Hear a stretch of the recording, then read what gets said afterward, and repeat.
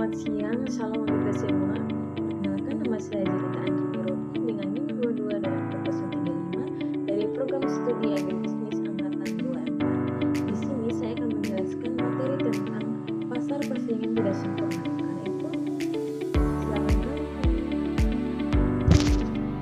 Selamat siang dan salam. Di sini saya akan menjelaskan materi tentang pasar persaingan tidak sempurna. Yang pertama itu kita bisa simak yang pertama ada pengertian dari pasar persaingan tidak sempurna. Pasar persaingan tidak sempurna itu adalah sebuah struktur pasar yang ada di dalam dunia perekonomian. Pasar tersebut ada ketika pasar persaingan tidak sempurna berjalan secara maksimal. Di sini ada 4 pasar. Yang pertama ada pasar monopoli, yang kedua ada pasar duopoli, yang ketiga ada pasar oligopoli, dan yang keempat adalah pasar monopoli. Yang pertama itu ada pasar monopoli. Monopoli adalah bentuk pasar persaingan tidak sempurna di mana hanya terdapat satu penjual produksi menguasai seluruh pasar dan untuk satu barang atau jasa tertentu. Pasar monopoli itu tidak memiliki barang pengganti atau yang dekat.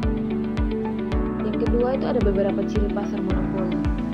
Di sini ada satu penjual pasar, pembeli seluruh permintaan, dilayani oleh satu perusahaan. Terus yang kedua itu tidak ada barang substitusi yang dekat atau konsumen tidak memiliki alternatif layak yang sejenis. Yang ketiga itu tidak mungkin masuk ke pasar. Penentuan harga oleh produsen, perusahaan bebas menentukan harga dengan mengatur penentuan harga jumlah produksi.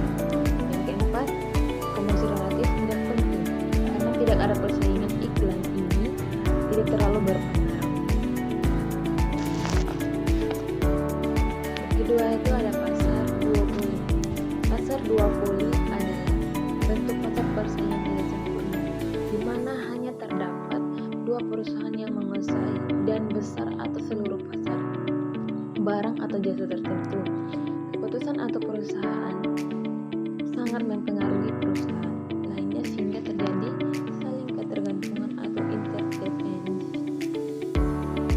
Yang ketiga ada pasar oligopoli. Pasar oligopoli adalah bentuk persaingan tidak sempurna yang terdiri dari beberapa perusahaan besar atau lebih dari dua tetapi tidak banyak yang menguasai sebagian besar pasar suatu barang atau jasa. Ciri utama oligopoli adalah saling ketergantungan atau interdependensi atau perusahaan sehingga keunggulan suatu perusahaan itu akan mempengaruhi suatu perusahaan yang lain. Di sini ada 5 contoh dari pasar oligopoli. Yang pertama ada jumlah penjual sedikit, biasanya itu 3 sampai 10 perusahaan besar. Yang kedua itu ada hambatan masuk tinggi karena modal besar, teknologi tinggi, dan perizinan. Yang ketiga produk homogen atau terdiferensiasi. Contohnya itu ada semen atau homogen, otomotif dan rokok atau terdiferensiasi.